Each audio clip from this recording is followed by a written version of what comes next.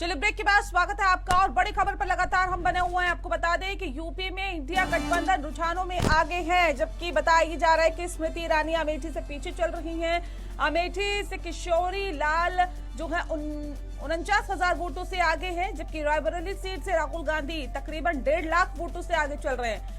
और बताया जा रहा है कि कन्नौज सीट से अखिलेश यादव आगे चल रहे हैं, जबकि आजमगढ़ से दिनेश लाल निरहुआ पीछे चल रहे हैं और सुल्तानपुर से मेनका गांधी भी पीछे चल रही हैं। मैनपुरी से डिंपल यादव तकरीबन 60,000 वोटों से आगे चल रही हैं। तो बता दें इस वक्त की बड़ी और अहम खबर, जाहिर तौर पे ये कहा जा सकता है कि इंडिया गठबंधन के लिए एक बड़ी राहत, बड़ी राहत की तरफ अग्रसर इंडिया गठबंधन दिखाई दे रहा है। इस विषय पे तफसील से चर्चा करने के लिए खास पैनल हमारे साथ मौजूद है, उनसे आपका तारुफ करा देते हैं।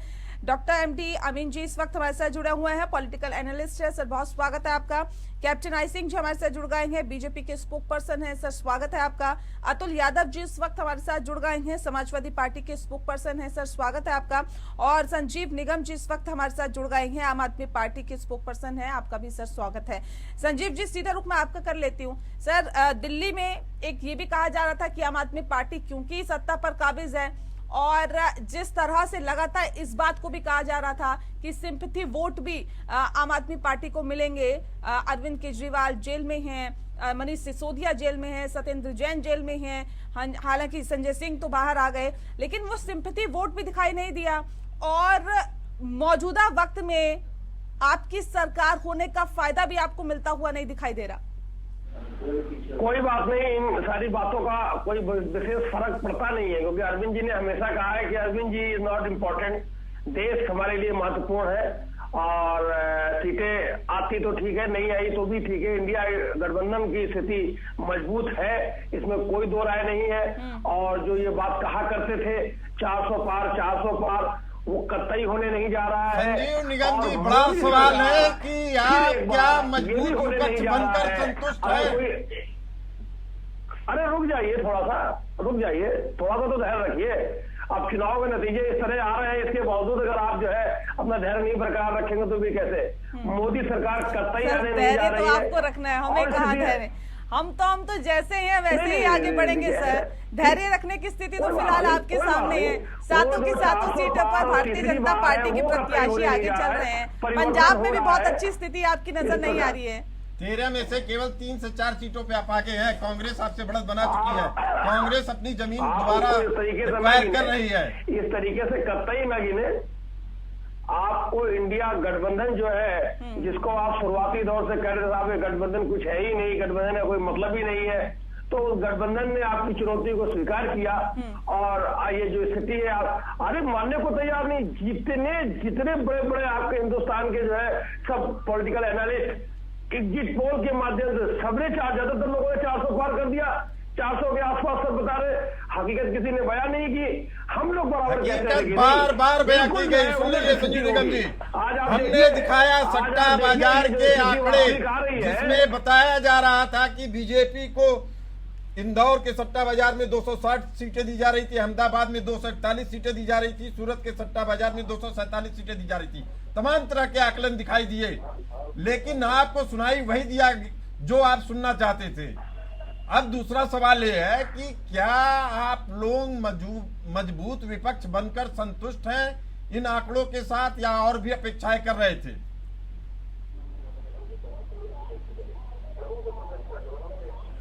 संजीव निगम जी, क्या किसने क्या सवाल किया मुझे तो दिखाई नहीं पड़ रहा। आप क्या सवाल किससे कर रहे हैं? नहीं, सवाल ये है संजीव जी, जो अभी प्रसून जी पूछ रहे हैं कि क्या एक मजबूत विपक्ष बनकर ही आप संतुष्ट है, या फिर लड़ाई दरअसल सत्ता तक पहुंचने की थी, सत्ता को पाने की थी और सत्ता में जीत का ताज पहनने की थी, या बस ये विपक्ष की भूमिका ही निभाने के लिए लड़ाई थी?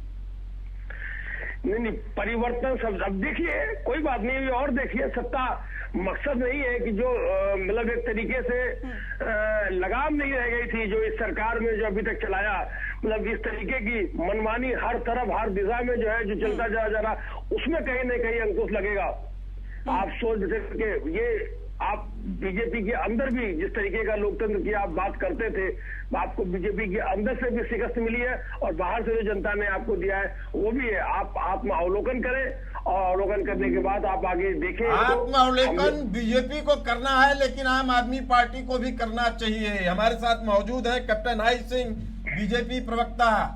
आप आत्मचिंतन कर रहे होंगे, क्या लग रहा है 240 से 245 के बीच में फंस कर रह गई है बीजेपी? देखिए अभी क्या है कि ये अभी तो काउंटिंग चल रही है और ये आंकड़े बार बार आगे पीछे होंगे।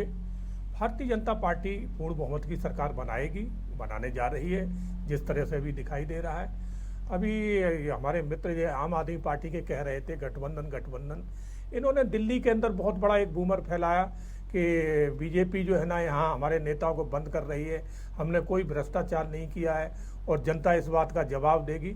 तो बिल्कुल जनता ने जवाब दे दिया है कि आप भ्रष्टाचारी हैं। दिल्ली में आप साथ में कहीं नजर नहीं आ रहे। आप पंजाब में देखिए जहां आपकी पूर्ण रूप से सरकार है, बड़े बहुमत से आपने सरकार बनाई है, वहां भी आप सबसे पीछे चल रहे हैं। तो आप कहां हैं? जनता ने जाहिर कर दिया कि केजरीवाल बहुत बड़े भ्रष्टाचार में हैं, उनकी सरकार भ्रष्टाचारी है, उनकी सरकार ऐसे लोगों को साथ खड़ी करती है जो देश तोड़ने की बातें करते हैं। तो ये जनता ने अपनी मंशा जाहिर कर दी है, वो आप साबित हो चुका है। अगर आप वाकई में दिल्ली में अच्छे थे, दिल्ली में आप इनकी सरकार अगर अच्छा नेहाजी कार्य कर रही थी तो दिल्ली की जनता ने इन्हें क्यों नहीं दी? आम आदमी पार्टी की बात हो गई। डॉक्टर मोहम्मद अमीन हमारे साथ मौजूद हैं। मोहम्मद अमीन साहब, हम समझना चाह रहे हैं कि जो इंडिया अलायंस की बात की जाए उसका प्रदर्शन बेहतर हुआ है, लेकिन सत्ता से अभी कोसों दूर है। और बीजेपी का जो प्रदर्शन है, ऐसे प्रदर्शन की आशा सट्टा बाजार के अलावा किसी ने नहीं की थी। तो इसके क्या कारण है डॉक्टर मोहम्मद अमीन? देखिए, एक चीज हवा उड़ाई गई बीच में लोगों के द्वारा। अब कहाँ तक सही था कि अगर ये जीत गए, ज्यादा टॉप मेजॉरिटी में आ जाएंगे, उत्तर प्रदेश से ज्यादा सीटें आती हैं तो यहाँ पर योगी को हटा दिया जाएगा। उससे भी कुछ यहाँ के जो ठाकुर थे वो लोग नाराज हुए और उन्होंने शायद इस बात को नाराजगी से लिया और उन्होंने वोट नहीं दिया। जहाँ तक सवाल है पिछड़ा वर्ग का, तो पिछड़ा वर्ग में सबसे अति पिछड़ा वर्ग है जो कि हरिजनों से है। तो हरिजनों के लोगों को भी दिखाई गई लाल किताब कि साहब अगर वो आ जाएंगे तो संविधान को बदल देंगे। तो उनके अंदर भी ज्यादा इनसिक्योर महसूस हुआ। इस तरह की कुछ बातें नजर आई। और जहाँ तक सवाल है मुस्लिमों का, वहाँ पे जो मुस्लिम अभी से 10 से 15% बीजेपी को मिल रहा था, तो जो बीजेपी को एक भी कैंडिडेट ढंग से दिया नहीं गया। उत्तर प्रदेश से देना चाहिए था मुसलमानों को एक आध को टिकट, जैसे पहले रामपुर से दिया गया था, पहले बिहार से भी दिया गया।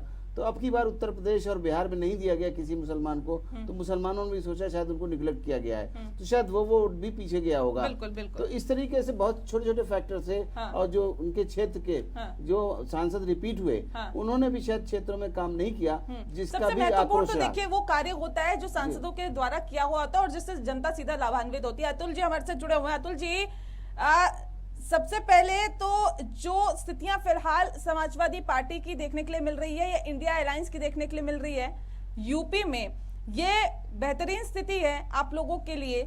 और ऐसे में क्या आपको लगता है कि पीडीए का फॉर्मूला जिसका जिक्र बार बार आप लोगों की तरफ से किया जा रहा था, टिकट बंटवारे में जिस तरह से बदलाव किया गया था, जिस तरह से प्रत्याशियों के चुनाव में बदलाव किया गया था, वो फॉर्मूला कहीं ना कहीं जनता ने उस पर मोहर लगाई है? जी, हमारे जो प्रयास थे उस पर जनता द्वारा मोहर लगाई गई है। हमारे माननीय राष्ट्रीय अध्यक्ष जी के द्वारा जो प्रयास किया गया और सभी कार्यकर्ताओं द्वारा, जो सभी पदाधिकारियों द्वारा जो जमीन पर प्रयास किया गया, वो आज हम सफलता के रूप में देख रहे हैं। समाजवादी पार्टी अभी जो ट्रेंड चल रहा है, अभी तक जो परिणाम आ रहे हैं उस पर हम 40-42 के आसपास जीत रहे हैं। और मैं जनता को बधाई देना चाहता हूँ। और जनता ने जो हमें इतना महत्वपूर्ण बहुमत दिया और समाजवादी पार्टी देश की तीसरी सबसे बड़ी पार्टी बनने जा रही है। जनता जो है पीडीए पे मोहर लगा चुकी है और हमारा जो नारा सफल रहा। ठीक है कैप्टन आई सिंह जी, आप लोग पीडीए का कहीं ना कहीं आप उसको पछाड़ रहे थे, उसको नेग्लेक्ट कर रहे थे, लेकिन देखिए पीडीए के फॉर्मूले के साथ ही आगे बढ़ते रहे अखिलेश यादव, राहुल गांधी, और पीडीए के फॉर्मूले पर जनता मोहर लगाती हुई दिखाई दी। देखिए पिछड़ा दलित अल्पसंख्यक। देखिए नेहा जी, मैं इसके ऊपर बिल्कुल यकीन नहीं करूंगा, ना पीडीए नहीं, आंकड़ों पे तो यकीन करिए ना सर, जो आंकड़े सामने आ रहे हैं क्या बता रहे हैं? आंकड़े चीज अलग है, और जो पीडीए की जो बात कर रहे हैं, पीडीए जो वोट जो नहीं, आप लोग कहते थे ना कि एमवाई समीकरण के साथ चलती है नहीं पीडीए, समाजवादी पार्टी। आप एक चीज देखिए कि जो पीडीए की बात करते हैं, तो पीडीए को इन्होंने हिस्सेदारी कहाँ दी है? समाजवादी पार्टी ने उत्तर प्रदेश में जो यादवों एमवाई फैक्टर जो शुरू से कहा गया है कि मुस्लिम और यादवों की पार्टी है, और बाकी में यादव नहीं, तो प्रत्याशियों के जो टिकट बंटवारा हुआ उसके अंदर भी ये चीज नहीं देखी गई कि मुस्लिम और यादवों की पार्टी है।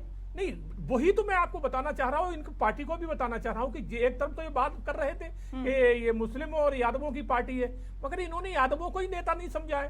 5 टिकट मात्र यादवों को इन्होंने दिए, वो किसको दिए? सैपई परिवार को, उनके एक ही परिवार को, किसी यादव को एक टिकट नहीं दिया। मगर मैं फिर भी कहता हूँ कि यादव उनसे जुड़ा रहा, और 80% यादवों ने समाजवादी को वोट किया है। इसी तरह से वहां का जो मुस्लिम समाज है, मुस्लिम समाज ने 80 नहीं 85% उत्तर प्रदेश में समाजवादी को वोट किया है।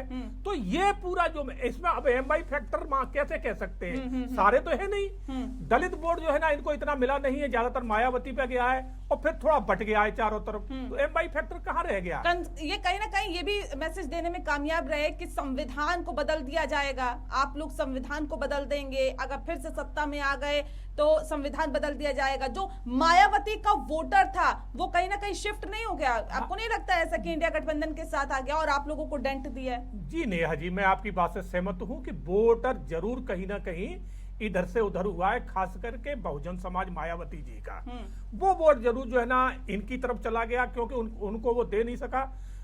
समझ गए कि बहुजन कुछ कर नहीं रही है, तो वो वोट जरूर इनकी तरफ थोड़ा शिफ्ट हुआ है। हालांकि वो एकजुट कहीं भी नहीं गया है, सब पे थोड़ा थोड़ा बटा है, कांग्रेस पे भी ज्यादा गया। लेकिन आप इतना तो मानेंगे कि समाजवादी पार्टी ने अपने मुद्दों को जनता के बीच में ठीक से रखा और अपनी पैठ बनाती हुई दिखाई दे रही है। अतुल जी, आप इसे किसको क्रेडिट देंगे? गठबंधन को देंगे, अखिलेश यादव जी को देंगे, या राहुल गांधी को भी थोड़ा बहुत देना चाहेंगे?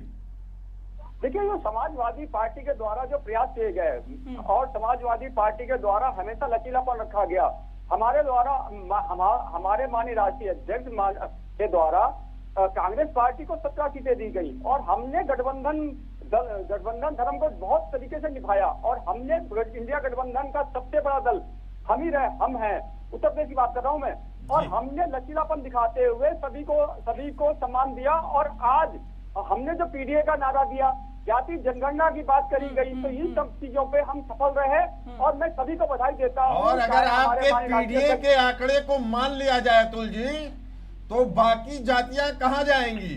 अतुल जी, पीडीए में मैंने आपके चैनल पे एक बार नहीं 50 बार मैंने बोला है कि पीडीए में अल्पसंख्यक भी है, आधी आबादी, यानी कि महिलाएं और आधी आबादी, मतलब जो नहीं, पीडीए तो आप बता रहे थे पिछड़ा, दलित और अल्पसंख्यक, इसमें महिलाएं कहाँ से आ गई?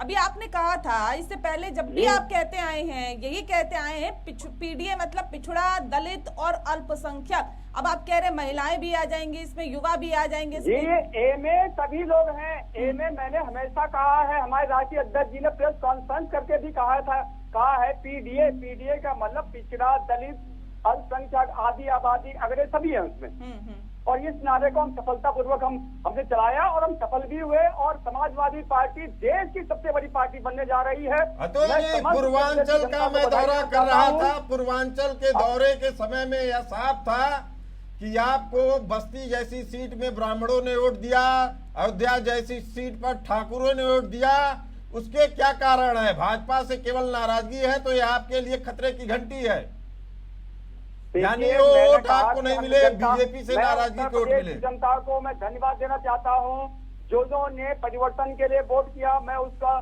सादर तहे दिल से शुक्रिया अदा कर रहा हूँ। और रही बात, समाजवादी पार्टी अपनी नीतियों पर चलने वाली पार्टी है। आपके चैनल पे मैंने कहा था कि इस बार मोदी जी बनारस से बहुत टफ फाइट में होंगे, और वो फाइट दे रहे, आप देख भी रहे होंगे, आप ही के चैनल पे मैंने कहा, और आप देख भी रहे होंगे कि उत्तर प्रदेश की जनता लगातार परिवर्तन के लिए वोट कर रही है। हमारी रैलियों में इतनी भीड़ उमड़ती थी, नेहा जी, आप ही के जिले से मैंने कई बार कहा, आपने प्रश्न चिन्ह उठाए थे हवाई रैलियों पर, मैंने कहा जनता परिवर्तन के लिए उमड़ रही है।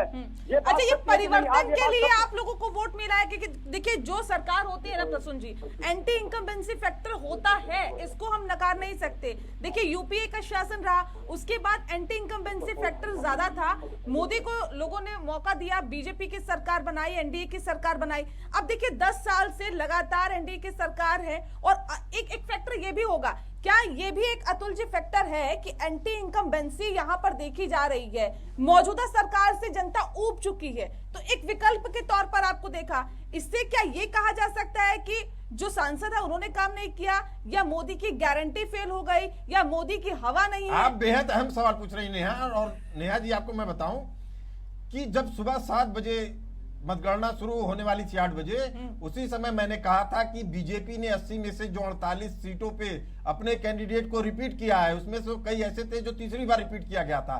एंटी इनकम्बेंसी फैक्टर काम कर रहा था, लेकिन मोदी जी को अपने ऊपर भरोसा था, अमित शाह जी को मोदी जी के नेतृत्व पे भरोसा था, बीजेपी को मोदी के चेहरे पे भरोसा था, इसीलिए उन्होंने इन बातों को इग्नोर किया, जो अब भारी पड़ रहा है। और जो मैंने वहां देखा था, हर कैंडिडेट को लेकर एक तरह की नाराजगी थी, लेकिन कैंडिडेट आश्वस्त थे, उनको लगता था मोदी है तो मुमकिन है। ठीक है कैप्टन आई सिंह जी, वाकई क्या वो जो 48 रिपीट हुए हैं, वो एक दिक्कत भरी यहाँ पर समस्या यहाँ पर पैदा हो गई है भारतीय जनता पार्टी के लिए? देखिए क्या है कि कुछ एक कैंडिडेट होते हैं, हाँ, जो पार्टी जो डिसीजन लेती है वो सर्वोपरि होता कुछ है। नहीं, 6 मंत्री आपके हार रहे हैं, कैबिनेट के मंत्री हार रहे हैं, टैनी है, तमाम स्मृति ईरानी है, 6 मंत्री, ये बड़ी बात है। हम आपकी बात से सहमत हैं। कुछ देखो, पार्टी जो डिसीजन लेती है बड़े सोच विचार के लेती है, और पार्टी ने जो डिसीजन लिया सोच विचार के लिया था। मगर ये बिल्कुल बात सही है कि कैंडिडेट के ऊपर भी डिपेंड करता है कि आप अपने क्षेत्र में किस तरह का कार्य कर रहे हैं, क्या वहाँ के लोगों से आप जुड़े हैं कि नहीं जुड़े हैं, वहाँ के पार्टी कार्यकर्ता हैं, आप उनको कितना अपने साथ में लेके चल रहे हैं, कितना अपना फेवर में रख रहे हैं। पार्टी का जो कार्यकर्ता है, जो पन्ना प्रमुख से लेके जो बूथ पे घूमता है, जो घर घर से वोट निकालता है, उसको तो फेवर में लेके चलना चाहिए। मैं कैप्टन आई सिंह जी यहाँ रोक रही हूँ आपको। ये तस्वीरें आप देखिए, ये तस्वीरें जश्न की तस्वीरें हैं, और ये तस्वीरें दरअसल बता रही है कि स्थानीय कार्यकर्ता अपने दलों के जीत से खुश हैं, और ये दिखाई दे रहा है कि ये जो जश्न मनाया जा रहा है, हर पार्टी अपने हिसाब से मना रही है। जी, तो ढोल नगाड़ों के धुन पर थिरकते हुए जो कार्यकर्ता हैं वो जीत का जश्न मना रखे हैं, और अपने प्रत्याशी की जीत जाहिर तौर पर हर कार्यकर्ता चाहता है, और यही वजह है कि जब उनका प्रत्याशी जीत जाता है या फिर भारी अंतर से वो आगे चल रहा होता है, तो ये जीत का जश्न अलग अलग जगह पर देखने के लिए मिलता है। कैप्टन आई सिंह जी हमारे साथ जुड़े हुए हैं। कैप्टन आई सिंह जी, देखिए अभी जो मौजूदा समीकरण बनते हुए दिखाई दे रहे हैं, इसमें सत्ता की चाबी जेडीयू के पास और टीडीपी के पास है, तो ऐसे में क्या लगता है कि साझा सरकार बनने पर मोल भाव की जो संभावना है वो ज्यादा बढ़ जाती है? देखिए नेहा जी, भारतीय जनता पार्टी का जो गठबंधन है, हमारे यहाँ कभी सौदेबाजी नहीं होती। आपने देखा होगा जब सीट सौदेबाजी नहीं होती, आपको याद होगा नीतीश कुमार पिछली बार कितना नाराज हो गए थे, और वो तुरंत पटना की तरफ रुख कर चुके थे कि एक मंत्री हमारा नहीं बनेगा। नहीं, देखो नेहा जी, आपने देखा होगा कि जब हमारे यहाँ सीट बंटवारा हुआ ना, तो बिल्कुल पता ही नहीं चला कि कब सीट बंटवारा हो गया। और यही इनके जो एनडीए गठबंधन है, उसमें आप देखो कि लास्ट तक जो एक दूसरे से लड़ते रहे सीट के ही लेके, और कैंडिडेट एक सीट पे 5-5 बार बदले गए। मगर भारतीय जनता पार्टी में पूरे एक जगह, खाली उत्तर प्रदेश में, बिहार में नहीं। अब ये बताइए मुझे, अब ये समझना पड़ेगा कि जेडीयू क्या चाहती है, अब ये समझना पड़ेगा कि टीडीपी क्या चाहती है, अब ये नहीं थोपा जाएगा कि बीजेपी क्या चाहती है, यही मानना पड़ेगा। अब उनकी भी भावनाओं को, उनकी भी बातों को समझना पड़ेगा कि वो क्या चाहते हैं। देखिए नेहा जी, भारतीय जनता पार्टी का जो गठबंधन है, एनडीए जो गठबंधन है, इसमें बड़ी खुली किताब रहती है। इसमें ना तो हम कुछ कहते हैं, ना ही अन्य हमारे जो सहयोगी दल है वो कहते हैं। नहीं कहते हैं आईपी सिंह जी, मैं रुक जाइए आप, मैं आपके दल कहते हैं, टीडीपी के जो चंद्रबाबू नायडू हैं, 2014 में उन्होंने मोदी जी को लेकर किस तरह की बयानबाजी की थी आप सबको मालूम है। उन्होंने कहा था कि अगर मोदी जी आते हैं तो मैं अपने पार्टी को इससे अलग कर लूंगा एनडीए से, और कर भी लिया था उन्होंने। अब चूंकि अब जेल में गए थे, उसके बाद अब वो अपने राज्य में सरकार में बना रहे हैं। ऐसी परिस्थितियों में आप ये समझ लीजिए कि वो एक सशक्त दावेदार बन के उभर रहे हैं सत्ता के। देखो, मैं आपको एक बात बताऊं, उसके परिवर्तन कुदरत का नियम है, समय के साथ सब कुछ परिवर्तन होता रहता है। हम ही कोई जब एक समय था तब आर्मी में बहुत एक अच्छे अफसरों में मेरी गिनती हुआ करती थी, बाद में बाहर आ गए तो थोड़ा बदलाव आया। तो इसी तरह से सबका बदलाव आता है। और जब हमने और चलिए एक मिनट में आपको रोक रही हूँ यहाँ पे। इस वक्त बड़ी खबर का रुख कर रहा है, इस वक्त की बड़ी और अहम खबर। रुझानों के मुताबिक बीजेपी अकेले सरकार नहीं बना सकती है। जो हालात और जो स्थितियां हैं, जो अभी समीकरण दिखाई दे रहे हैं, उसमें सत्ता की चाबी जेडीयू टीडीपी के हाथ में लगती हुई दिखाई दे रही है। ममता बनर्जी पर भी सभी की निगाहें रहेंगी, क्योंकि ममता बनर्जी ने पश्चिम बंगाल में जो कमाल किया है, और क्योंकि ये कहा जा रहा था कि पश्चिम बंगाल भारतीय जनता पार्टी पिछली बार क्योंकि 18 सीटें जीती थी, तो इस बार और ज्यादा कमाल कर सकती है। तमाम जो आरएसएस के जो कार्यकर्ता हैं वो लगातार लगे हुए हैं, लेकिन इस बार जो हालात और जो समीकरण बनते हुए दिखाई दे रहे हैं वो ये कि जेडीयू टीडीपी सबसे अहम पार्टियां रहने वाली है, और ममता पर सभी की निगाहें होंगी कि ममता, क्योंकि देखिए बिल्कुल फ्री तरह से खेल रही थी, बिल्कुल खुलकर खेल रही थी, फ्रंट फुट पे खेल रही थी ममता बनर्जी, और ना ही वो इंडिया गठबंधन के साथ गई, ना ही एनडीए के साथ गई, अकेले दम पर चुनाव लड़ी। नेहा जी, आपने बड़ी बहुत महत्वपूर्ण बात बोली है। बाहर से समर्थन था। इंडी गठबंधन की जब बैठक हो रही थी 1 जून को, उस समय ममता बनर्जी जानबूझ के इस पूरे गठबंधन के विचार मंथन से दूर रखा उन्होंने अपने आप को, और 31 सीटें लेके निश्चित तौर पे ममता की राजनीति, जो लोग समझते हैं ममता बनर्जी की राजनीति, ममता बनर्जी केवल 31 सीटें लेकर इंडी गठबंधन ठीक है। प्रसून जी, इस वक्त हमारे साथ इंद्रजीत भदवार जी जुड़ गए हैं, editor in chief India legal के, हमारे साथ सीधे जुड़े हुए हैं फोन लाइन पर। भदवार जी, किस तरह से देखते हैं? रुझानों के मुताबिक ये कहा जा रहा है कि अकेले दम पर भारतीय जनता पार्टी सरकार नहीं बना सकती है, जेडीयू और टीडीपी की कितनी अहम भूमिका इसमें रह सकती है? ये तो हम लोग जो देख रहे थे जमीनी तौर पे इस इलेक्शन को, तो हम तो हमेशा यही देख रहे थे, जो ज्यादातर मेन स्ट्रीम मीडिया को नजर नहीं आ रहा था, क्योंकि पता नहीं वो जमीन पे घूमते हैं, आसमान पे घूमते हैं, कि इसमें जो क्षेत्रीय पार्टी हैं इनका बड़ा भारी रोल रहेगा। और इसमें कोई शक नहीं है कि चंद्रबाबू नायडू, टीडीपी, जिनके विचार और आइडियोलॉजी जो है, इनकी जो राजनीतिक नजरिया है वो बीजेपी से और आरएसएस से बिल्कुल अलग है। वो तो सिर्फ सत्ता से और ये आंकड़ों के हिसाब से बीजेपी से जुड़ते हैं।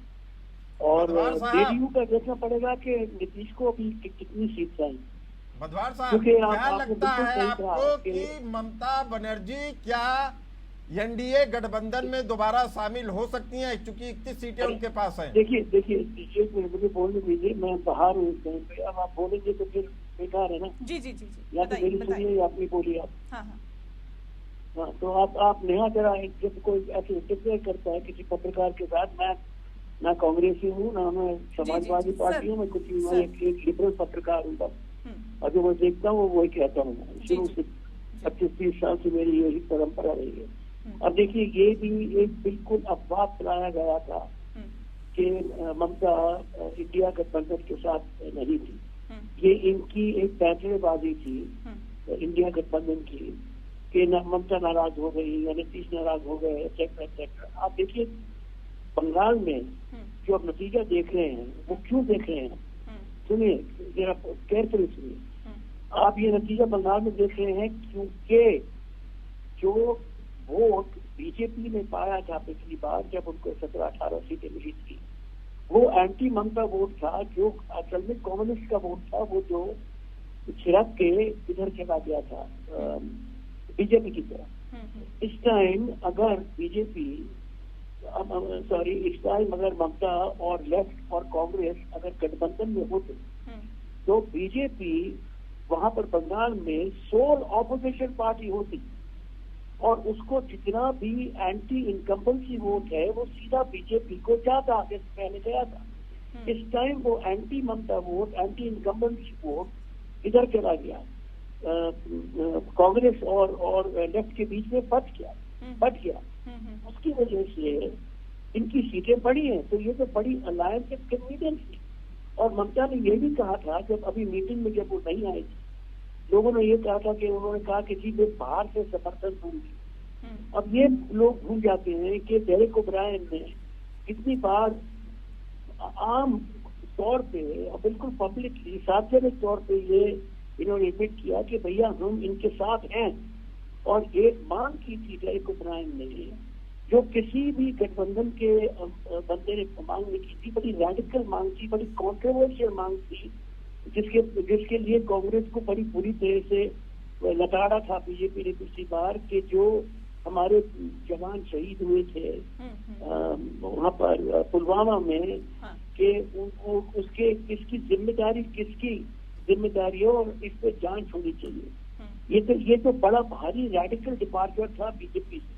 और इस टाइम भी ममता ने दोबारा क्लैरिफाई किया था कि पहले कह के कि मैं बाहर से समर्थन दूंगी, इन्होंने कहा कि नहीं, बाहर से नहीं, हम इनको ज्वाइन करेंगे।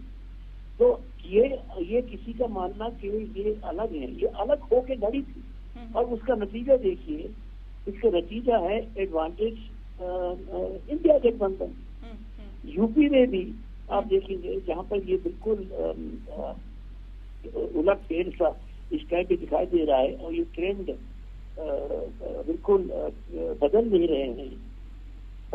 वहां पर भी लोग देख नहीं पा रहे थे, क्योंकि जो अखिलेश ने, और ये कह रहे थे कि भाई गठबंधन दिख नहीं रहा है, इनकी अलग अलग से इनकी जो तकरीरें हैं उनको ये समझ नहीं आ रहा है कि क्या कह रहे हैं, कोई कुछ कह रहा है, कोई कुछ कह रहा है। नहीं, अगर मेन चीज है कि ये जो तकरीरें थी इनकी, जो हम लोग जमीन पे थे और जो सोशल मीडिया था इस पे तो दिख रही थी, और जो आम आदमी है, जो गरीब आदमी है, वो ये सोशल मीडिया को फॉलो कर रहा था। और ज्यादातर ये टीवी और ये बड़े बड़े जो मुद्दे इनको नहीं देख रहे थे लोग। आप ट्रेंड देखेंगे व्यूअरशिप की, आप देखेंगे कि कितने लोग सोशल मीडिया से जुड़ के, जो आपने फूलपुर में जो भीड़ उमड़ रही थी अखिलेश की रैली में, जौनपुर में, फैजाबाद में, बदायूं में, एटा में, यहाँ पर तो दिख रहा था। अब इन लोगों को नहीं दिखा तो और बात है। अब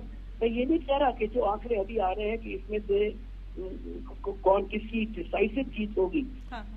ये ज्यादातर मानना है लोगों का कि बीजेपी एक सबसे बड़ी पार्टी उमड़ के आएगी, मगर वो 303 जो उनको चाहिए था, अगर उससे ये अगर नीचे आए तो ये तो एक बहुत ही भारी एक मॉरल, एक नैतिक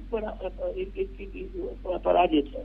क्योंकि इसमें क्या होगा कि इसमें आप देखेंगे कि ये एक जन क्रोश का ये एक भावना है। और जन क्रोश हमेशा किसी पार्टी को पूरी तरह से हराता नहीं, उनको एक सबक सिखाता है। और ये लोग, और जो मेन स्ट्रीम मीडिया है, और मेरे जितने भी बीजेपी के मित्र हैं, उनमें से सिर्फ मेरे जो आरएसएस में जो मैं बहुत अच्छी तरह से लोगों को जानता हूँ, 30 साल से 40 साल से, जो खुद से बात करते हैं, वो भी कह रहे थे कि भैया अहंकार की बहुत बात है इसमें। और वो भी कह रहे थे कि इसमें संविधान का एक बहुत बड़ा वो हिस्सा होगा। और ये संविधान को लेके आप देखिए, अखिलेश, ममता और तेजस्वी यादव, रेवंत रेड्डी और वहां पर अभी कर्नाटक के जो इनके लीडर्स हैं, डीके शिव कुमार, वो अगर आप ये लंबा चुनाव जो हुआ ना नेहा इस टाइम पे, जो लोग सोच रहे थे कि ये पीएम को ज्यादा टाइम देगा, ये लंबा चुनाव ये बीजेपी पे उल्टा पड़ा।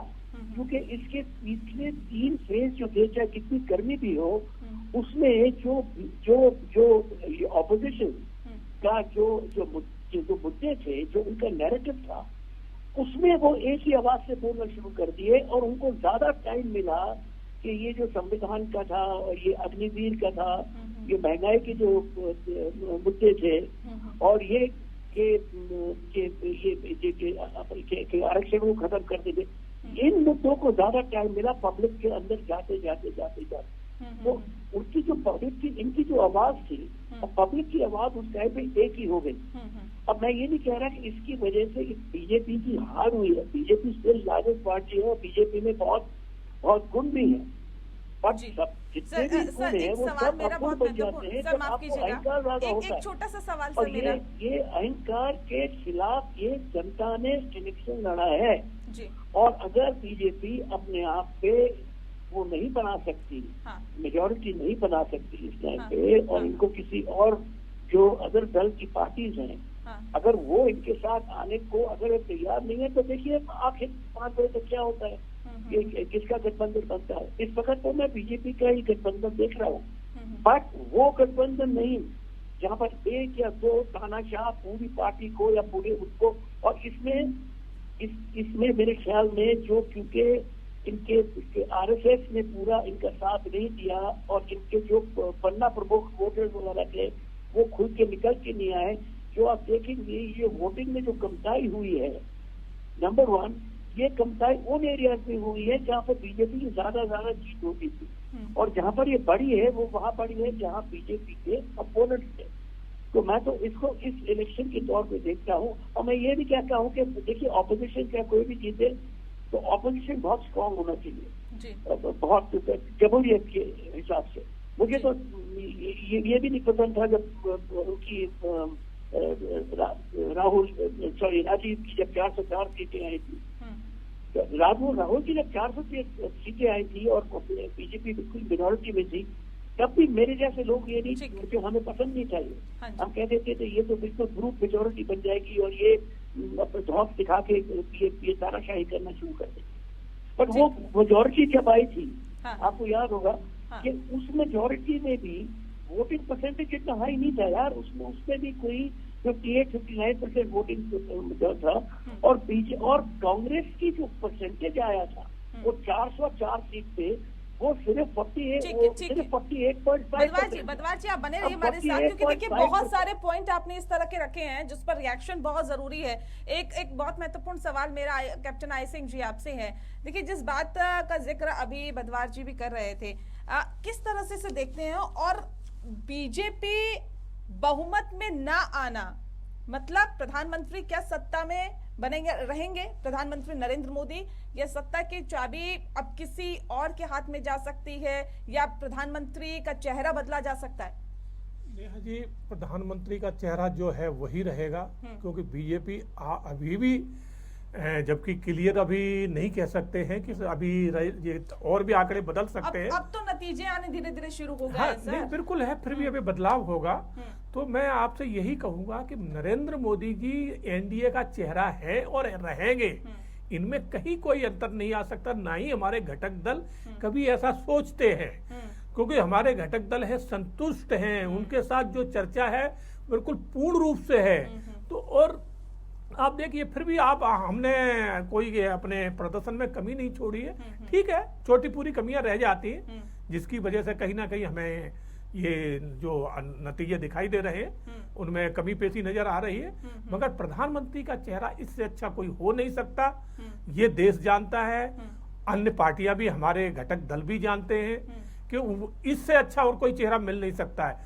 कमियां जो हमारी रही हैं वो अंदरूनी हमारी कमियां थी, इनके ऊपर चुनाव के बाद बैठेंगे, चर्चा करेंगे कि हम कहाँ कमजोर रहे, टिकट बंटवारे में रहे, या हमारे जो कैंडिडेट रहे उन्होंने क्षेत्र की जनता से, आम कार्यकर्ता से जो कोऑर्डिनेट करना चाहिए नहीं किया, तो इन पे विचार किया जाएगा। गलतियां होती हैं, और सबसे बड़ी बात है कि 10 साल की इनकम का तो ठीक है, लेकिन ये बार बार कहा जा रहा था कि देखिए विपक्ष जो है उन मुद्दों को टच कर रहा है जिनसे आप लोग किनारा कर रहे हैं। आप लोग बात कर रहे थे मंगलसूत्र की, वो बात कर रहे थे बेरोजगारी की, आप लोग बात कर रहे थे संपत्ति की, वो बात कर रहे थे कि महंगाई किस कदर बढ़ी हुई है, आप लोग कुछ और बात कर रहे थे, वो कुछ और बात कर रहे थे। एजेंडा उन लोगों का क्लियर था, लेकिन आप लोग क्या मुद्दे से भटकते हुए दिखाई दिए, और जनता में ये मैसेज गया कि देखिए वो मुद्दों पे जिक्र नहीं हो रहा। क्योंकि जब प्रधानमंत्री सत्ता में आए थे तो उन्होंने कहा था जब मैं दोबारा वोट मांगूंगा ना तब मैं रिपोर्ट कार्ड लेकर आऊंगा, कहाँ गया वो रिपोर्ट कार्ड? वो रिपोर्ट कार्ड नहीं दिखाई दिया। देखिए नेहा जी, भारतीय जनता पार्टी की सरकार ने पूरे देश में, चाहे उत्तर प्रदेश हो कहीं भी हो, आप देखिए क्या हमने कोई विकास कार्य नहीं किए? जिस तरह से नहीं, आप तो फ्री राशन का जिक्र करते रहे ना, फ्री 80 करोड़ लोगों को फ्री राशन दिया जी। फ्री राशन, लोगों को फ्री राशन चाहिए या रोजगार चाहिए? फ्री राशन के साथ आप देखिए कि 25 करोड़ लोगों को हमने गरीबी रेखा से बाहर लेके आए। हंगर इंडेक्स में सर कहां पर है देश? क्या बात कर रहे हैं आप? आप देखें ना, नहीं, आप बताइए ना मुझे। अब एक और, क्या हम इकोनॉमी को, हम आज 5वीं इकोनॉमी हमने नहीं बनाया है? तो ये भी चीजें देखना पड़ेगी। क्या भारत में आज इंफ्रास्ट्रक्चर हमने बहुत पैमाना बताइए मुझे, पैमाना बताइए, क्या पैमाना होता है? आप क्या बता रहे हैं कि देश किस तरह से विकास कर रहा है? उसका क्राइटेरिया क्या है? उसका पैमाना क्या है? उसका मापदंड क्या है? और क्या जनता नहीं समझ रही है? क्या हो क्या रहा है? नेहा जी, आप देखिए, क्या देश में इंफ्रास्ट्रक्चर चल रहा है, इससे रोजगार नहीं मिलता लोगों को? क्या हमने किसानों को, जो किसान 2 करोड़ लोगों को रोजगार दे दिया आपने? नहीं, बिल्कुल दिया है। कैसे अगर दिया 25 करोड़ लोग अगर गरीबी रेखा से बाहर निकले हैं, तो क्या वो बेरोजगार रहे होंगे? कहीं तो उनको रोजगार मिला होगा, कहीं तो उनको जो है ना एक आय का कहीं तो नहीं मिला होगा। विपक्ष तो कहता है पकौड़ा तलने का काम प्रधानमंत्री करवा रहे हैं। नहीं, पकौड़ा देखो, ये तो अगर पकौड़ा कोई अगर बना देश में, क्या सभी क्या ना IAS तो बन नहीं जाएंगे? कुछ लोग अपना बिजनेस भी करेंगे, तो बिजनेस में हलवाई की दुकान भी आती है, होटल भी आते हैं, पकौड़ा भी आता है। अतुल जी तो कह रहे हैं हमने रोजगार भी दिया, हमने फ्री राशन भी दिया, हमने अर्थव्यवस्था को भी बेहतर किया, हमने वो तमाम कार्य किए जो जनता के साथ जुड़े हुए हैं। फिर भी देश की जनता ने उस हिसाब से स्वीकार नहीं किया जिस हिसाब से करना चाहिए था। जो उम्मीद थी इनको 400 पार की। नैतिकता के आधार पर अपनी हार स्वीकार कर लेनी चाहिए। जनता ने परिवर्तन के लिए वोट किया हुआ है और जनता ने परिवर्तन कर दिया है। रही बात उत्तर प्रदेश की, बात करना चाहूंगा। उत्तर प्रदेश में समाजवादी पार्टी इंडिया गठबंधन सबसे अधिक सीटें लेकर के सबसे आगे चल रहा है। उत्तर प्रदेश में हम मुद्दों पे रहे। अभी हमारे साथी भाजपा के जो प्रवक्ता इस पैनल पे बैठे हुए हैं, वो अपनी हार को स्वीकार ही नहीं कर पा रहे हैं कि उनकी कहाँ गलतियां रही। उन्होंने उत्तर प्रदेश में मंगलसूत्र की बात करी, उन्होंने मांस मीट की बात करी, उन्होंने कहा कि आपकी भैंस चोरी करके ले जाएंगे। उन्होंने कभी पूरी, मैं आपके चैनल पे लगातार बोलता रहा कि हमारे द्वारा महंगाई की बात की जा रही है, हमारे द्वारा बेरोजगारी, अतुल जी, इस बात से कोई इनकार नहीं कर सकता है कि आप एक बड़ी जीत की ओर बढ़ रहे हैं, लेकिन मुद्दा इतना ही है कि आपके इस विजयी रथ पर कई लोग सवार हैं जिनसे आपने वोट नहीं मांगा, वो भी एंटी इनकम्पेंसी फैक्टर के कारण आपको वोट देते रहे। और आप मेरी बात सुनिए, मुझे एक मिनट, मैं बोल लेता हूँ, फिर बोलिए। देखिए, हमारे द्वारा हर वर्ग का, हर व्यक्ति का सम्मान किया गया। हमने वोट मांगा, सभी ने हमें वोट दिया। मैं तहे दिल से आपके चैनल के माध्यम से ये जो रणनीति में बदलाव किया अखिलेश यादव ने उस फैक्टर से निकलने की कोशिश की, क्योंकि एक बार बार कहा जाता है कि देखिए MY समीकरण पर समाजवादी पार्टी बढ़ती है। इस बार हमने टिकट बंटवारे में देखा MY समीकरण, यादव को महज 5 सीटें दी गई, जबकि मुस्लिम कैंडिडेट भी बहुत ज्यादा आप लोगों ने चुनावी मैदान में नहीं उतारे। हर वर्ग को यहाँ पर साधने की कोशिश की। एक ये मैसेज कितना अच्छा जनता में गया। देखिए, हमारे द्वारा हर वर्ग को और हर समाज को सम्मान दिया गया और उसी का आज प्रतिफल है कि हम समाजवादी पार्टी जो है सबसे बड़ी पार्टी के रूप में उभरे हैं।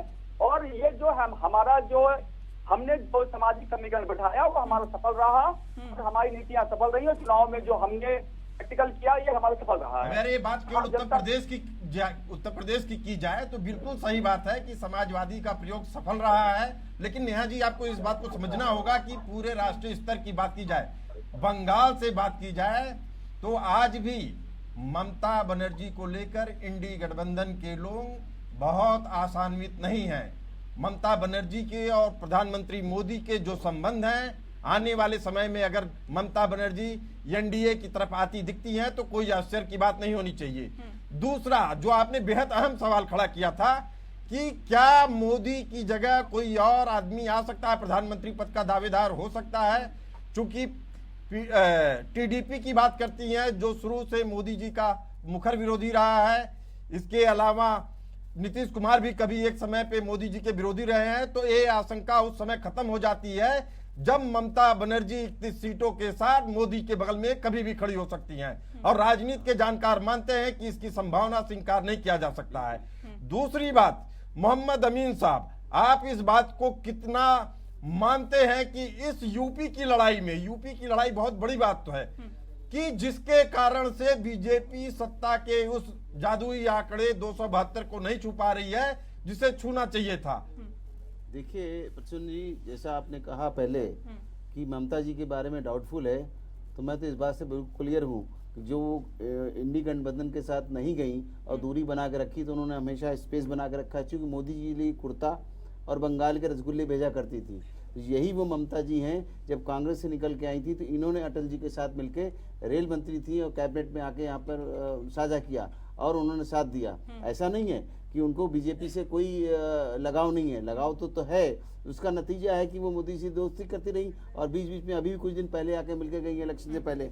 और राजनीति तो हमेशा संभावनाओं की रही है, क्योंकि जब बीजेपी का पीडीपी के साथ गठबंधन हो सकता है, नहीं कहा जा सकता कि कौन कब नहीं आएगा, कोई अछूता नहीं है। और जहां तक सवाल है उत्तर प्रदेश का सवाल, तो उत्तर प्रदेश में मैं समझता हूँ, वही मैं एक बार को बात मानता हूँ कि जो हवा उड़ाई गई कि यहाँ के योगी जी को कि अब यहाँ मुख्यमंत्री नहीं रहने दिया जाए, जो कितने सफल मुख्यमंत्री हैं और अपने लॉ एंड ऑर्डर के लिए जाने जाते हैं, अपने काम के लिए जाने जाते हैं, और एक योगी हैं, उनको तो कुछ चाहिए नहीं मोदी जी की तरह। तो इस बात से भी लोगों में नाराजगी थी कि कहीं इनका मुख्यमंत्री बदल नहीं दिया जाए। ठीक है बदवार जी, सीधा रुख आपका कर लेते हैं। सर, जिस बात का जिक्र किया जा रहा है कि देखिए ममता बनर्जी पर सभी की निगाहें हैं, ममता बनर्जी यानी कि दीदी कहाँ रुख कर लेती हैं। भले ही प्रधानमंत्री कहते हो कि देखिए दीदी हमारे लिए कभी रसगुल्ला भेजती थी, लेकिन उससे पहले हमने चुनावों में देखा कि उन्होंने कहा कि हाँ भेजे थे, कंकड़ वाले रसगुल्ले भेजे थे। तो उस बात को भी हमें याद रखना होगा। सर, क्या लगता है कि क्या एनडीए की तरफ एक बार फिर से झुकाव हो सकता है क्या ममता बनर्जी का? नहीं, मैंने तुम्हें इतना लंबा चौड़ा भाषण इसी पे विश्लेषण किया, या तो तुमने सुना नहीं या मेरे मित्र जो वहाँ बैठे उन्होंने सुना कि ममता जी का क्या पैक्ट था, कि क्यों वो इंडिया के साथ ऑफिशियली नहीं जुड़ी, पर क्यों इंडिया के साथ वो काम कर रही थी। दूसरी बात यह है, तो लोग भूल जाते हैं कि जो बीजेपी की, जो भाजपा की बीजेपी थी, सॉरी वाजपेयी जी की बीजेपी थी, वो एक और किस्म की, वो मेन स्ट्रीम इंडियन पॉलिटिक्स की बीजेपी थी। उसमें जितने भी लिबरल ख्याल के लोग कौन जुड़े हुए थे उसमें देखिए, उसमें जसवंत सिंह थे, उसमें यशवंत सिन्हा थे, उसमें आपके ये जो बिहार से आसनसोल से जीते हैं, क्या नाम है, शत्रुघ्न सिन्हा थे। उनके एडवाइजर देखिए, उन्होंने पुराने एडवाइजर जो मनमोहन सिंह के टाइम से एडवाइजर और फिर कांग्रेस के एडवाइजर उन्होंने रखे थे, रघुराम राजन, इतने लोग जो थे जो कांग्रेस माइंडेड इकोनॉमिक्स पे बिलीव करते थे वो थे। अरे इसमें फारूक अब्दुल्ला थे, इसमें अपने एमसी के Omar Abdullah minister, foreign minister थे। तो वो एक देखिए उनमें जो और फिर उनकी रेल मंत्री बिल्कुल ममता जी से कोई इसके तो कोई वो है ही नहीं, वो तो सभी जानते हैं। बट ये जो 10 साल की जो राजनीति चली है, जिसमें आप अपने आप से जो आपकी विचारधारा से या कट्टर नागपुर की विचारधारा से जो परहेज रखता है उसको आप दुश्मन माने। भाजपा जी वो भाजपा और थी, वो भाजपा थी जो जनता पार्टी से निकली थी, वो भाजपा थी जो जयप्रकाश नारायण से प्रभावित थी। ये लोग तो उनसे प्रभावित नहीं है। और ममता ने जिस दिन ये गलती की और करेगी नहीं, मैं जानता हूँ उनके लोगों को, मैं उनके जो करीब निकट लोग हैं उनसे मैं बात करता रहता हूँ कि ममता नीतीश कुमार तो पलट मार चुके हैं, कभी इधर कभी उधर, और कुछ नहीं जानते। नीतीश कुमार से फिर पलट मार जाए अगर देखे कि इंडिया को चांस हो आने का। बट ममता उस तरफ पलट कभी नहीं है। लिख के ले लो। मैं पैसे रख देता हूँ अभी टेबल पे अपने साथियों के साथ ये कह रहे हैं कि ममता की संभावना है। यही देखिए, यही तो स्प्रेड होता है। इसी तरह से जब गवर्नमेंट बनती है, यही रूमर मोदी मीडिया वगैरह के थ्रू यही स्प्रेड करते हैं, अरे ये आने वाले हैं, ये छिटकने वाले हैं, ये आ जाएंगे, और बैकग्राउंड में नहीं देखते कि भाई ममता का, जैसे कि आप देखिए बंगाल में जहाँ ये कम्युनिज्म का कितनी कोशिश की, वो नहीं चला। वो स्टेट असेंबली इलेक्शन भी नहीं चला, उससे पहले नहीं चला। जब बीजेपी के साथ, मैं आपको बार बार दोहरा रहा हूँ, जब बीजेपी का वोट परसेंटेज बढ़ा था और 18, 20, 21, 30% तक बढ़ गया था, वो हिंदुत्व के फॉलोअर, वो बीजेपी फॉलोअर्स नहीं थे, वो ममता के जाने मान दुश्मन जो थे कम्युनिस्ट थे, वो आए थे बीजेपी की तरफ। वही कम्युनिस्ट वोट जो बीजेपी में आ गया था इस टाइम वो छिटक गया है और वो बन गया है कांग्रेस और लेफ्ट पार्टी के अंदर। तो बीजेपी ने उस वोट का इस टाइम पे फायदा नहीं पाया। अगर ममता इस टाइम पे अगर किसी भी गठबंधन, अगर एनडीए के गठबंधन में आए तो आप मुझसे लिख के लीजिए कि उनकी जो अपना कोई बंगाल में आप मुसलमान की आबादी जानते हैं क्या है, कितनी परसेंट है, कोई जानता है? इधर 28% से ज्यादा। वो अपनी आप समझते हैं कि वो तो उनकी जो मुस्लिम उनके समर्थक है, अगर ममता को आज छोड़ जाए तो ममता नंबर 2 में आ जाएंगी, बीजेपी नंबर 1 में आ जाएगा। क्या वो अपने पैर में कुल्हाड़ी मारेंगी? और उनको इस आइडियोलॉजी से जो कम्युनल आइडियोलॉजी है, जो ये दोनों टाइम में जब ट्राई की गई थी, संदेश खाली में ट्राई की थी, और फिर उसके बाद आप देखिए कि कितना वहां पर प्रचार किया, मोदी ने प्रचार किया, शाह ने प्रचार किया, योगी ने प्रचार किया, क्या हुआ उसका? वो असेंबली इलेक्शन में भी वही प्रचार हुआ था, वो नहीं कर पाए। नहीं, मैं ये आपको एक पत्रकार की हैसियत से जो बता दिलाता हूँ, मैं जो कहता हूँ कि जो पार्टी बीजेपी के साथ जो लिबरल पार्टीज हैं, हाँ, जो कम्युनल पॉलिटिक्स में या हिंदुत्व की पॉलिटिक्स में जो मान्यता नहीं रखती हैं, वो बीजेपी के साथ उस टाइम थे जब ये वाजपेयी की बीजेपी थी। ये मोदी शाह की जो बीजेपी है, इसके साथ ये कभी नहीं जाने को तैयार होंगे। अगर जो स्पेकुलेशन है, मैं ये नहीं कह रहा कि ये होगा, अगर किसी न किसी तरह के अगर ये समीकरण बदल जाए और ऊपर की लीडरशिप, अगर आरएसएस संघ के ऊपर की लीडरशिप बदलती है कि किसी मॉडरेट फेज को लाना है, जैसे कि राजनाथ सिंह या गडकरी या जिससे चंद्रबाबू की सहमति, अब ये भी ऑटोमेटिक नहीं है कि चंद्रबाबू नायडू उनके साथ आ जाएंगे जी। अब वो भी जेल में थे, कौन कहता है ये ऑटोमेटिक है? चंद्रबाबू नायडू तो बहुत वहाँ, अब आप देखिए कि आंध्रा की और तेलंगाना की भी जो माइनॉरिटीज की अल्पसंख्या की जो परसेंटेज है वो बहुत हाई है। इस परसेंटेज को कोई यूज नहीं करना चाहता। और वहाँ पर जो इन्होंने जब ये एक शगुफा छोड़ा था कि वहाँ पर जो आंध्रा में जो 3 या 4% रिजर्वेशन आरक्षण है माइनॉरिटीज के लिए, उसको खत्म कर देंगे। उसकी वजह से चंद्रबाबू नायडू को भी काफी डिफिकल्टीज हो गई थी। उन्होंने क्या कहना पड़ा था बीच में, अपनी तकरीरों में कहना पड़ा था कि हम ये आरक्षण खत्म नहीं करेंगे। तो वो भी ये नहीं चाहेंगे कि वो ऐसी पार्टी से एलाई कर ले जो कहेगा कि माइनॉरिटीज का, चंद्रबाबू नायडू को माइनॉरिटीज का बहुत वोट पड़ता है, बीजेपी को नहीं पड़ता, वो क्षेत्रीय पार्टी को पड़ता है।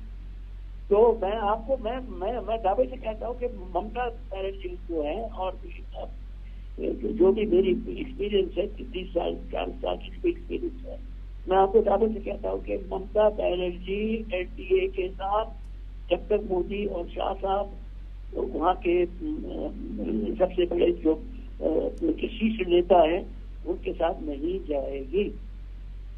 इसके साथ मैं क्या कहूँ जी। मैं दोगुला बात तो करता नहीं हूँ, मैं तो पत्रकार हूँ। जो मैं देखता हूँ कह रहा हूँ, अगर गलत हूँ, बस मेरे हिसाब से जो मैं कह रहा हूँ उसकी एक ऐतिहासिक बुनियाद है। ठीक है, समझे कि नहीं? ठीक है। तो जाहिर तौर पे जिस बात का जिक्र अभी बदवार जी कर रहे थे कि ममता बनर्जी तो एनडीए के साथ नहीं जाने वाली हैं, और किस तरह से इसे देखते हैं कैप्टन आई सिंह जी, कितना इत्तेफाक रखते हैं?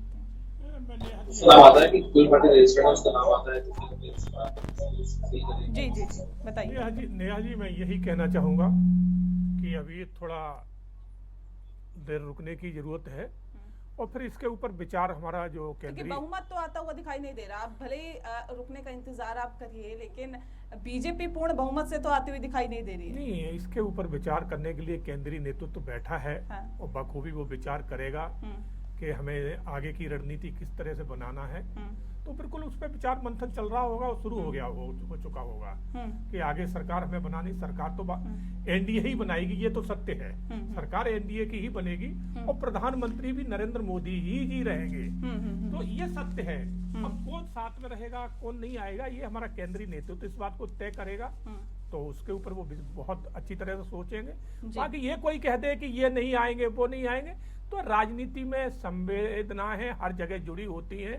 राजनीति में ना कोई किसी का स्थायी दुश्मन है ना स्थायी दोस्त है, संभावनाओं का खेल है। भारतीय जनता पार्टी अभी जो इलेक्शन कमीशन के आंकड़े आ रहे हैं 236 सीटों के साथ सबसे बड़ी पार्टी बन रही है। 99 सीटें कांग्रेस की मिलती हुई दिख रही हैं। समाजवादी के खाते में 37 सीटें आ रही हैं। ऑल इंडिया तृणमूल कांग्रेस के खाते में 31 सीटें आ रही हैं। डीएमके के खाते में 21 सीटें, टीडीपी के खाते में 16 सीटें और जनता दल यूनाइटेड यानी जेडीयू के खाते में 15 सीटें मिलती आ रही हैं। बिल्कुल, तो ये आंकड़ा है जो प्रसून जी बता रहे हैं और पल पल की अपडेट हम आप तक पहुंचाने की कोशिश लगातार करते रहेंगे। एक छोटा सा ब्रेक, आप सभी मेहमानों का हमारे साथ जुड़ने के लिए बहुत बहुत शुक्रिया। एक छोटा सा ब्रेक ले रहे हैं, बहुत जल्द लौटते हैं।